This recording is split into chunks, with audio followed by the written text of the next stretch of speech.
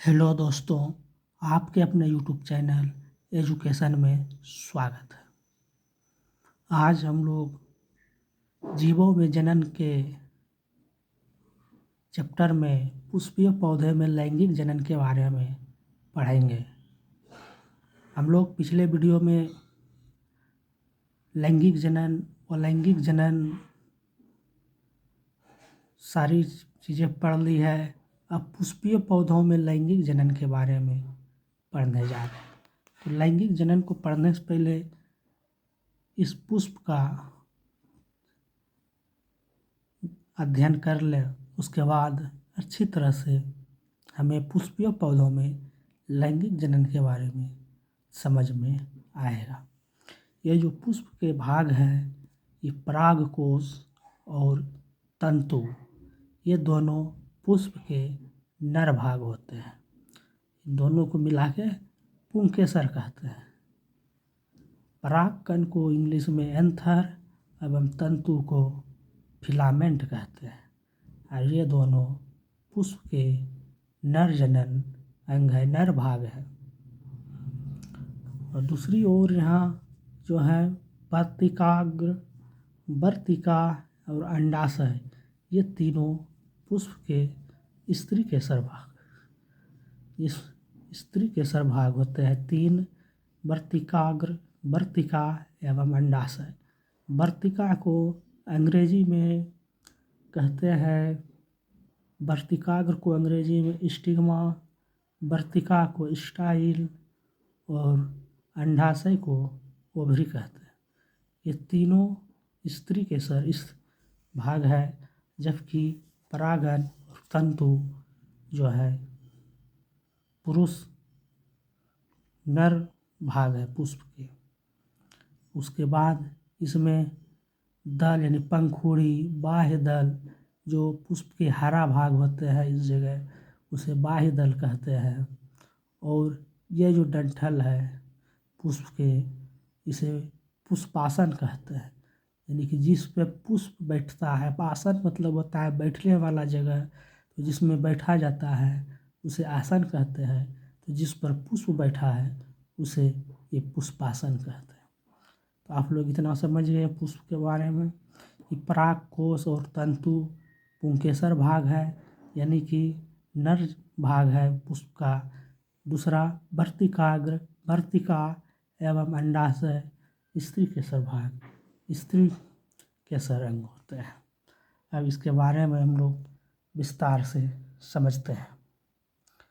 पुष्प जो होता है, किसी किसी पुष्प में जो है नर भाग होता है, किसी किसी पुष्प में केवल मादा भाग होता है।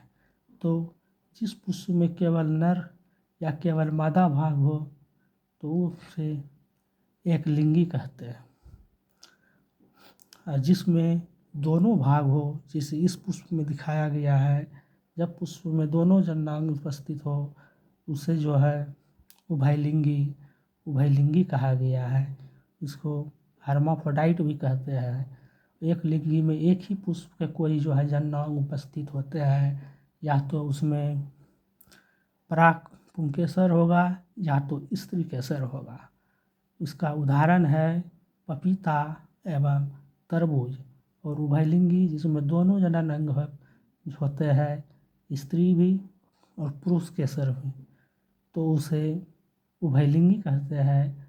इसका उदाहरण है गुड़हल, गुड़हल का फूल, सरसों का फूल, ये दोनों उदाहरण हैं। अब हम लोग पढ़ते हैं वर्तिकाग्र, वर्तिका एवं अंडाशय के बारे में। वर्तिकाग्र से हम लोग स्टार्ट करते हैं। वर्तिकाग्र जो होता है, स्टिग्मा जो है, पूरा ऊपर का जो भाग है ये वाला वर्तिकाग्र स्टिग्मा, ये जो है पूरा चिपचिपा होता है, चिपचिपा होता है ऊपर का भाग। और यही चिपचिपा भाग जब नीचे की ओर अंडाशय की ओर आता है तो ये जो है मध्य भाग इसका, इसे वर्तिकाग्र यानी कि स्टाइल कहते हैं। और ये पूरा यहाँ आकर अंडाशय से जो जुड़ जाता है ओवरी, तो ये अंडाशय कहलाता है। यानी कि उभरा हुआ भाग जो है, इस जगह का उभरा हुआ भाग अंडाशय कहलाता है, ओवरी कहलाता है। और यही ओवरी जो है मेन काम करता है इसका, क्योंकि इसमें ओवरी में जो है ओव्यूल पाया जाता है। ओव्यूल मतलब हिंदी में बीजांड कहते हैं। और यहीं पर जब जो इस पराग कोश के नर भाग आकर के यहाँ अंडाशय में मिलते हैं तो युग्मक बनते हैं, यानी कि गैमीट बनते हैं। निषेचन जो है यहाँ पे मिलकर जो युग्मक मिलते हैं, नर युग्मक और स्त्री युग्मक, तो यहाँ जब निषेचन होता है, फर्टिलाइजेशन होता है, इससे जो नया बीज बनता है, नए पौधे का जो विकास होता है, उसे युग्मनज कहते हैं। युग्मनज यानी कि जो है वो एक तरह से कह लीजिए उसको नए फल का जो है उसका निर्माण हो जाता है। नया यहाँ जो है जायगोट बनता है इसमें, ये मेल और फीमेल के मिलने से।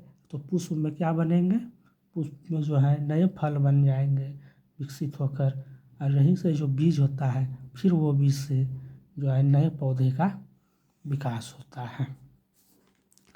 तो आप लोग इतना समझ गए, इसको फिर से देख लीजिए एक बार।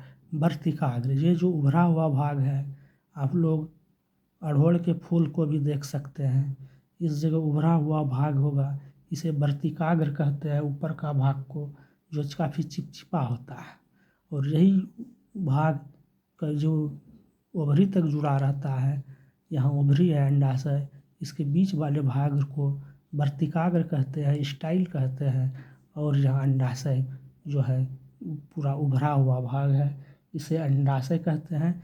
इसी भाग पर नर का जो भाग आता है परागकोश, यही से होते हुए जब यही ओवरी पर मिलते हैं तो ये फर्टिलाइजेशन होता है, निषेचित होता है, और नए बीज या फल बनते हैं, और वही बीज नए पौधे का निर्माण करते हैं, नए पौधे का निर्माण करता है। तो आप लोग समझ गए नर स्त्री केसर भाग पुष्प के। अब जो है हम लोग नर जननांग के बारे में पढ़ रहे हैं। जैसा कि आपको बताए, ये परागकोश यानी एंथर और तंतु यानी फिलामेंट जो है पुष्प का नर भाग होते हैं। तो पहले परागकोश के बारे में जानते। ये जो है इस तरह के आप अड़हुल के फूल में भी देख सकते हैं, इस तरह उभरा हुआ रहता है, इसे परागकोश कहते हैं। ये परागकोश जो है नर युग्मक है, और ये नर युग्मक हल्का पीले रंग का होता है, पीला पीला होता है, ये पीला रंग का होता है। और यही जो है पीला रंग परागकोश पर परागन द्वारा जो है वर्तिकाग्र से होते हुए यहाँ से सट होते हुए जो है किस तरह से सटते हैं वो भी आगे बताएंगे, होते हुए यहाँ से अंडाशय में पहुँचता है और निषेचन होता है। और आगे पीछे भी अभी बताया कि निषेचन के बाद युग्मनज यानी कि जो है नया फल बनता है यहाँ पर, और विभाजन होता है बीजांड में, यही भ्रूण का विकास होता है, यहीं पे भ्रूण का विकास होता है, और यहीं पर फल बनता है। फल वाले पुष्प में फल बनते हैं, बीज वाले पुष्प में बीज बनते हैं। जैसे सरसों में बीज बनते हैं, तो फल वाले में यहाँ पर फल बनते हैं। जैसे कि आप लोग देखे होंगे, फल में जो है बहुत सारा फल होते हैं, सब्जी जो होता है सब्जी इस पुष्प का फल ही हुआ। अब जो है तंतु यानी फिलामेंट, फिलामेंट जो है ये जो पोषक पदार्थ को जो है परागकोश और परागन के विकास के लिए पहुंचाने का कार्य करता है। फिलामेंट से पोषक पदार्थ जो है यहाँ तक पहुँचता है। परागकोश और परागन के विकास के लिए जो है परागकोश और परागन के विकास के लिए ये जो है पहुँचता है। पहुँचाने का कार्य करता है फिलामेंट। तो आप लोगों को अंडाशय में बचा है कि अंडाशय में जो होता है बीजांड यानी कि ओव्यूल होता है, यहीं पे बीज बनता है, यही अंडाशय जो है या परिपक्व होकर क्या बनता है, फल बनता है। तो आप लोग इतना समझ गए होंगे इसका नर जनन अंग एवं मादा जनन अंग यानी कि पुंकेसर एवं स्त्री केसर के बारे में आप लोग अच्छी तरह से जान गए। अब ये परागन कैसे करता है, परागन पहले होता क्या है, यही पराग कोश जो है, ये पराग कोश परागकण, इस पराग कोश जो है इसमें परागकण आते हैं जो पीले पीले होते हैं, वही जो है निकल करके उसी पुष्प या जो है उसी पुष्प के दूसरे जाति में वर्तिकाग्र तक पहुँचाने के क्रिया को, वर्तिकाग्र तक जो पहुँचाता है इस क्रिया को क्या कहते हैं, परागन कहते हैं। यानी कि पराग कणों के जो है पराग कोश से निकलकर उसी पुष्प यानी कि इसी पुष्प पे या फिर इसी जाति कोई दूसरा पुष्प है यहाँ, तो उस दूसरा पुष्प पर जो है दूसरे पुष्प के इस वर्तिकाग्र यानी कि स्टिग्मा में तक पहुँचाने की जो क्रिया होती है, इससे जो पहुँचाया जाता है इसे है उसी को परागन कहते हैं। और ये दो तरह के होते हैं, सेल्फ पोलिनेशन स्वपरागन एवं पर परागन यानी कि क्रॉस पोलिनेशन। सभी चीज़ को आपको लिखा भी देंगे, अच्छी तरह से समझा दिए है तो लिखा भी देंगे। आप लोग पहले समझ लीजिए स्वपरागन क्या होता है और पर परागन क्या होता है। स्वपरागन वह होता है कि यदि ये परागकण जो यहाँ से परागकण जो निकला, परागकण का स्थानांतरण उसी पुष्प के वर्तिकाग्र यानी कि इस पुष्प से निकला और इसी पुष्प के वर्तिकाग्र से जो है होता है और उसे इसी पुष्प के वर्तिकाग्र से होते हुए जब यहाँ निषेचन होता है, नए बीज या फल बनता है, तो इसको जो है क्या कहेंगे, सेल्फ पोलिनेशन यानी कि स्वपरागन। अब पर परागन वो हो गया कि जब एक पुष्प के परागकण यानी कि इस पुष्प के जो परागकण है दूसरे पुष्प पर स्थानांतरित होते हैं, उसी वृक्ष का ही दूसरे पुष्प है, इस मान लीजिए इस जगह उस पुष्प के दूसरे पुष्प यानी कि इस पुष्प पर स्थानांतरण होते हैं, उसे परागकण कहते हैं। तथा इसका स्थानांतरण कैसे होगा, एक पुष्प पे था तो ऐसे किसी तरह हो गया, दूसरे पुष्प पर अगर जाएगा तो कैसे जाएगा, वायु के माध्यम से जाएगा, हवा चलेगा तो हवा से जो टकराएगा उड़ेगा तो उस माध्यम से जाएगा, प्राणी के माध्यम से जाएगा यानी कि एक कीट जैसे तितली इस पुष्प पे बैठा फिर वही तितली दूसरे पुष्प पे बैठेगा तो इस माध्यम से जाएगा, मधुमक्खी बैठेगा दूसरे इस पुष्प पर, दूसरे पुष्प पर फिर जाके बैठेगा, तो उस तरह से स्थानांतरण होगा। और जल के द्वारा भी स्थानांतरण होता है, जल के बहाव के द्वारा या वर्षा के जल के द्वारा भी इस तरह से स्थानांतरण होते हैं। सबसे ज़्यादा वायु द्वारा होता है, जैसे आप गेहूँ को देखेंगे, गेहूँ जब वायु चलता है, हवा चलता है तो एक गेहूँ के बाली जो है दूसरे गेहूँ को टकराता है, इस तरह से उसमें पर परागन क्रॉस पोलिनेशन की प्रक्रिया होती रहती है। तो आप लोगों ने पर परागन को भी समझ लिया। अब मैं आपके लिए इसके लिए नोट तैयार किए हैं, आप इसे जल्दी से लिख लें। हम लिखा देते हैं पुष्प में जो है क्या क्या होता है। पुष्पीय पौधे में जो है लैंगिक जनन यानी पुंकेसर और स्त्री केसर पुष्प के जनन भाग हैं। आप लोग को बताया कि पुष्प का जनन भाग पुंकेसर और स्त्री केसर है। पुंकेसर को मेल जनन पार्ट यानी कि नर पुष्पीय भाग कहते हैं जनन का, और स्त्री केसर में जो है तो जान रहे नाम से ही स्पष्ट है स्त्री, इसमें 3 चीज़ बताए थे आता है स्टिग्मा, स्टाइल और ओवरी। और पुंकेसर में जो है एंथर और फिलामेंट यानी कि अब देख लीजिए परागकोश और तंतु। अब देखिए एक लिंगी जब पुष्प में कोई एक जननांग उपस्थित हो, या तो नर हो या तो मादा हो, तो एक लिंगी कहेंगे। दूसरा है उभयलिंगी, जब पुष्प में दोनों जननांग उपस्थित हो उसे उभयलिंगी कहते हैं। उभयलिंगी का उदाहरण है गुड़हल तथा सरसों। और एक लिंगी का आप उदाहरण लिख लीजिए, तारबूज है और क्या है, पपीता। तारबूज और पपीता जो है एक लिंगी जननांग का उदाहरण है। उभयलिंगी में लिख दिया है गुड़हल एवं सरसों। अब हम लोग चलते हैं पुष्प के जो है मादा भाग को पढ़ते हैं, वर्तिकाग्र से स्टार्ट करते हैं। वर्तिकाग्र जो बताए आपको, यहाँ पर पुष्प को भी देख ले, समझ ले एक बार फिर से। वर्तिकाग्र ऊपर का भाग जो प्रायः चिपचिपा होता है, यहाँ जो वर्तिकाग्र है प्रायः चिपचिपा होता है, ऊपर के भाग होते हैं, और इसी के मध्य भाग को वर्तिका कहते हैं, और जो ये नीचे तक आया हुआ है इसे अंडाशय कहते हैं। तो आप लोग समझ लिए, अब लिख लें थोड़ा सा। वर्तिकाग्र ऊपर का भाग जो प्रायः चिपचिपा होता है उसे वर्तिकाग्र कहते हैं। पुष्प का भी डायग्राम जो दिखा रहे हैं वो बना लीजिएगा अलग से कॉपी में, और उसे नामांकित भी कर लीजिएगा। अब वर्तिका जो है स्टाइल जो है मध्य का लंबा भाग है, और अंडाशय अंत में जो दिखा है। आधार का पर उभरा भाग अंडाशय है। अंडाशय में बीजांड यानी ओव्यूल होते हैं, और प्रत्येक बीजांड में अंड कोशिका होती है।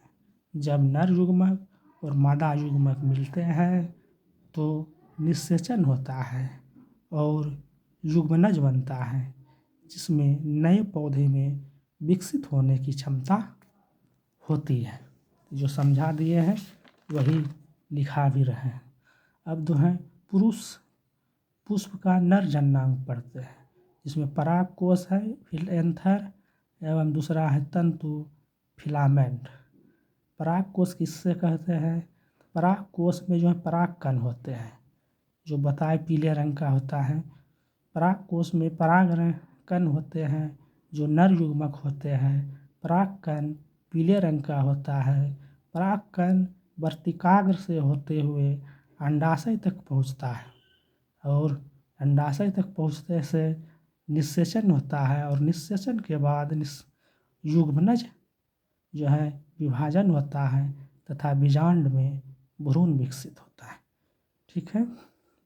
और जो नीचे दिखाया है बीजांड से बीज बनते हैं, और या फिर अंडाशय में जो परिपक्व होता है, जो फल देने वाला है, उसमें फल बनता है।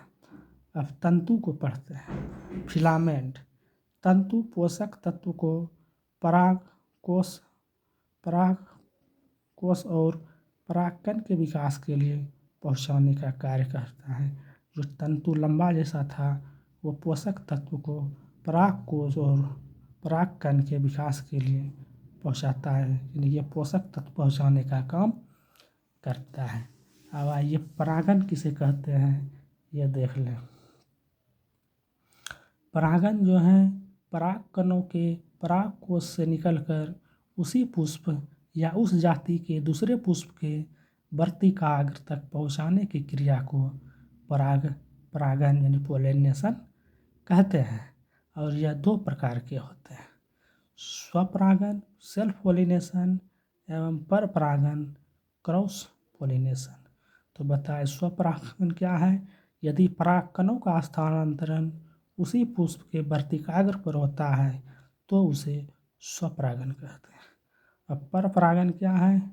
जब एक पुष्प के परागकण दूसरे पुष्प पर स्थानांतरित होता है तो उसे परागन कहते हैं, यानी क्रॉस पोलिनेशन कहते हैं। और इसका स्थानांतरण बताए जल वायु प्राणी से होता है। तो आप लोगों ने जो है पुष्पीय पौधे के लैंगिक जनन को अच्छे से जाना, समझा, और अंत में इसे लिखा भी दिए, तो और अच्छी तरह से आप लोग समझ गए होंगे। तो इस वीडियो में आज इतना ही। आप लोग इस वीडियो को 1 बार 2 बार 3 बार देखें, अच्छी तरह से समझ में आ जाएगा कि पुष्पीय पौधे में लैंगिक जनन कैसे होता है। तब तक इस वीडियो में इतना ही। अब मिलेंगे आगे के वीडियो में, उसमें पढ़ाएंगे मानव में लैंगिक जनन। फिलहाल इतना ही। आप लोग को बहुत बहुत धन्यवाद।